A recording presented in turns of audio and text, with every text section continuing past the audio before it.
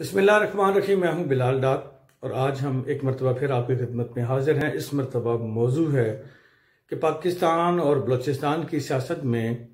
وقتاً فوقتاً بھونچال پیدا کرنے والے میر عبدالقدوس بزنجو منظر عام سے غائب کیوں ہیں؟ وہ سینٹ انتخابات کے دونوں مراحل میں کہیں دکھائی نہیں دیے، ان کی کوئی سٹیٹمنٹ دکھائی نہیں دی اور کسی جگہ پہ بھی وہ کیمرہ پہ نظر نہیں آئے۔ آخر اس کی کیا وجوہات ہیں؟ کیا انہیں کسی نے چپ کرایا ہے؟ اور اگر ایسا ہے تو اس کی کیا وجوہات ہیں؟ یا وہ مصلحتاً خاموش ہیں اور ان کی خاموشی سے بلوچستان کی سیاست پر کیا اثرات مرتب ہو رہے ہیں اور موجودہ حکومت میں ان کی اب پوزیشن کیسی ہے؟ اس حوالے سے ہم آج تفصیل سے آپ سے بات چیت کریں گے اور آپ کو بتائیں گے۔ اس سے پہلے میں آپ کو یہ ان کے بارے میں بتانا شروع کروں، آپ ذرا پہلے ان کا تھوڑا سا پروفائل دیکھ لیجئے تاکہ نئے ناظرین جو بلوچستان سے نہیں ہیں ان کو بھی پتہ چلے میر قدوس بزنجو کن صلاحیتوں کے مالک ہیں۔ آئیے ذرا دیکھتے ہیں۔ تیسری مرتبہ رکن بلوچستان اسمبلی منتخب ہونے والے میر عبدالقدوس بزنجو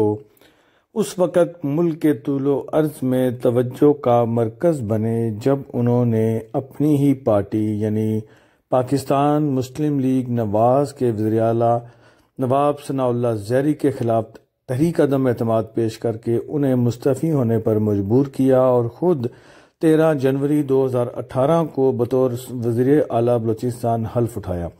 7 جون 2018 تک بطور وزیر اعلیٰ خدمات سر انجام دیتے رہے اور بلوچستان اسمبلی کی آئینی مدت ختم ہونے پر اپنے عہدے سے الگ ہوئے۔ اس سے قبل ڈپٹی اسپیکر اور صوبائی وزیر رہنے والے میر عبدالقدوس بزنجو نے بطور وزیر اعلیٰ بلوچستان نہ صرف اپنے آپ کو مضبوط کرنے کے لیے بڑے اہم فیصلے کیے، وہیں پہ انہوں نے یہ طے کیا کہ بلوچستان کو وفاق میں مناسب اور بھرپور نمائندگی دلوانے کے لیے کوئی بڑا عہدہ لیا جائے۔ چنانچہ انہوں نے صادق سنجرانی کو بطور چیئرمین سینٹ منتخب کرانے کے لیے اسلام آباد کا رخ کیا اور یہاں عمران خان اور ان کے ساتھ ساتھ تحریک انصاف کے اس وقت کے مرکزی سیکرٹری جہانگیر ترین، آصف علی زرداری اور دیگر رہنماؤں کے ساتھ بھرپور میٹنگز کی۔ ان میٹنگز میں اور لابنگ میں میر عبدالقدوس بزنجو کی صلاحیتیں مزید کھل کر سامنے آئیں اور وہ آگے بڑھتے رہے۔ اس مرتبہ بھی میر عبدالقدوس بزنجو وزیر اعلیٰ بننا چاہتے تھے، لیکن اس مرتبہ بازی جام کمال لے گئے۔ جام کمال اور میر عبدالقدوس کے درمیان اختلافات روز اول سے ہی پیدا ہو گئے تھے، لیکن یہ اختلافات اس وقت کھل کر سامنے آئے جب میر عبدالقدوس بزنجو علیل ہونے کے باعث کوئٹہ کے ایک اسپتال میں داخل ہوئے اور اس دوران سرکاری طیارہ استعمال کرنے کے حوالے سے جام کمال اور میر عبدالقدوس کے درمیان سرد جنگ کھل کر سامنے آ گئی اور دونوں نے ایک دوسرے کے خلاف لابنگ کرتے ہوئے ایک دوسرے کو ہٹانے کے لیے تحریک عدم اعتماد لانے کا بھی اعلان کر دیا اور یہ جنگ بہت تیزی سے آگے بڑھتی رہی، لیکن پھر اس جنگ میں اچانک ایک ایسا موڑ آیا جس کے بعد دونوں طرف سے سیز فائر ہوا اور میر عبدالقدوس بزنجو غائب۔ تو جی ناظرین، آپ نے دیکھا کہ میر عبدالقدوس بزنجو کا سیاسی کیریئر کیسا رہا اور انہوں نے کس طرح سے اور کتنی تیزی سے ترقی کی منازل کو طے کیا اور اب وہ کس حال میں ہیں، کیوں ہیں، یہ بھی ایک سوالیہ نشان ہے۔ تو ناظرین جو بلوچستان میں کی سیاست کو جانتے ہیں ان کے علم میں ہوگا کہ جام کمال کے ساتھ اختلافات جب ان کے بہت بڑے قدوس بزنجو کے، تو انہوں نے ایک مرتبہ جام کمال کو عہدے سے ہٹانے کے لیے لابنگ شروع کی اور اس میں سردار سرفراز ڈومکی جو کہ بلوچستان میں جام کمال کی کابینہ میں وزیر تھے، وہ بھی میر عبدالقدوس بزنجو کے کیمپ میں آ گئے اور انہوں نے احتجاجاً اپنا استعفیٰ جو تھا صوبائی کابینہ کے حوالے سے وہ بھجوا دیا اور وہ اپنے وزارت سے مستعفی ہو گئے اور وہ میر عبدالقدوس بزنجو کے ساتھ انٹیکٹ ہو گئے۔ لیکن تھوڑے عرصے کے بعد جب انہیں یہ احساس ہوا یا ادراک ہوا کہ میر عبدالقدوس بزنجو اب پیچھے ہٹ رہے ہیں اور وہ اپنی جس طرح سے باتیں طے پائی تھیں اس طرح سے آگے نہیں جا رہے، تو وہ سرفراز ڈومکی بھی پیچھے ہٹے اور انہوں نے میر عبدالقدوس بزنجو کا ساتھ چھوڑتے ہوئے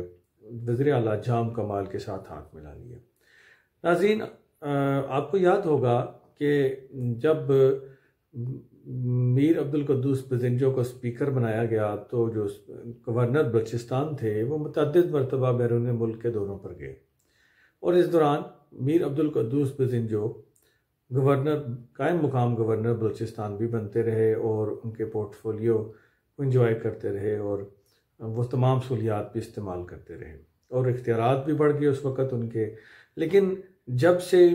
میر عبدالقدوس بزنجو کو خاموش کروایا گیا یا خاموش ہوئے ہیں، اس وقت سے لے کے آج تک پھر گورنر بلوچستان بھی کسی غیر سرکاری یا سرکاری دورے پر بیرون ملک نہیں گئے۔ یہ اچانک نہیں ہوا اور یہ باتیں طے کی گئیں اور اسے پیش بندی کی گئی تھی جام کمال کی جانب سے۔ اور پھر وفاق میں جب کہ عمران خان کی حکومت کو اپوزیشن کی شدید تنقید اور کا سامنا ہے، اور اس دوران صادق سنجرانی صاحب کے خلاف تحریک عدم اعتماد بھی پیش ہوئی، وہ بھی ناکام ہوئی، لیکن وفاق میں اپوزیشن اور حکومت کے درمیان لڑائی بہت آگے بڑھ چکی تھی، اور ایسے میں بلوچستان میں ودن پارٹی اختلافات اور ایک دوسرے کو گرانے کی باتیں نہ صرف بلوچستان حکومت بلکہ وفاقی حکومت کے لیے بھی کمزوری کا باعث بن رہی تھی۔ لہذا ایسے میں اسٹیبلشمنٹ نے یہ فیصلہ کیا کہ اس لڑائی کو ختم کروایا جائے، اور اسٹیبلشمنٹ نے ہمارے ذرائع کے مطابق میر عبدالقدوس بزنجو اور جام کمال کے درمیان صلح کروائی، دونوں کے درمیان سیز فائر کروا دیا گیا، اور یہ دونوں کو پابند کر دیا گیا کہ وہ ایک دوسرے کے خلاف بیان بازی سے گریز کریں گے۔ اس حوالے سے ہمارے ذرائع کا یہ بھی کہنا ہے کہ میر عبدالقدوس بزنجو کو اس خاموشی کے بدلے میں یہ یقین دہانی کرائی گئی ہے کہ آئندہ اسمبلی میں ان کو اہم رول دیا جائے گا، اہم خدمات سر انجام دی جائیں گی جو کہ وزیر اعلیٰ کے طور پر بھی ہو سکتی ہیں، اور میر عبدالقدوس بزنجو حالات کی نزاکت کو سمجھتے ہوئے خاموش ہیں۔ یہ خاموشی ان کے لیے کس قدر مفید ثابت ہوتی ہے یا نقصان دہ ثابت ہوتی ہے، اس کا فیصلہ تو آنے والا وقت کرے گا، لیکن بلوچستان کی سیاست میں ان کی غیر حاضری کو، مسلسل خاموشی کو سیاسی، سماجی اور صحافتی حلقوں کے نظر میں وہ یہ کہہ رہے ہیں کہ اس سے ان کی سیاست کو نقصان پہنچ رہا ہے۔ بلال ڈار کو اجازت دیجیے، انشاءاللہ بہت جلد آئندہ پروگرام کے ساتھ آپ کی خدمت میں حاضر ہوں گا۔ اللہ تعالیٰ آپ کو اور میرا حامی ناصر ہو۔